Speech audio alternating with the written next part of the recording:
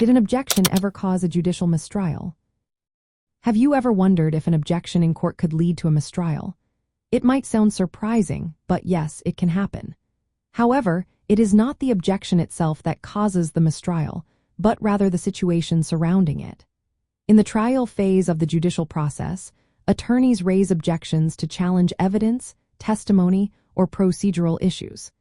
They do this when they believe something is not right according to the rules of the trial. When an objection points out a serious mistake or a harmful event that cannot be fixed, the judge may decide that it would be unfair to continue the trial. This is when a mistrial can be declared. A mistrial is a trial that ends before a verdict is reached. This usually happens due to issues that prevent a fair trial, such as a hung jury or juror misconduct. For instance, if a witness accidentally shares information that should not be heard by the jury, and an attorney objects to this statement, the judge may agree that the jury has been unfairly influenced. If the judge believes the damage is too great to be corrected with instructions to the jury, a mistrial may be declared. Another example is when there is prosecutorial misconduct. If an attorney raises an objection to improper behavior by the prosecution, and the judge finds that this misconduct affects the trial's fairness, a mistrial can result.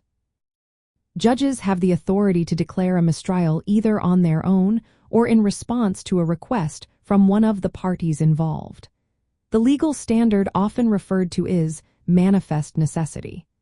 This means that the mistrial is necessary because the trial cannot continue fairly. Interestingly, a mistrial can be declared even if the objection comes from the defense.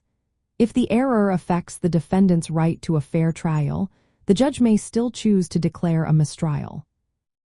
When a mistrial is declared due to an issue related to an objection, the case may be retried unless double jeopardy protections apply.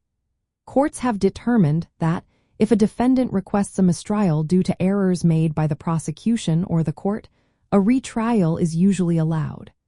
This is because the defendant has chosen to end the trial early.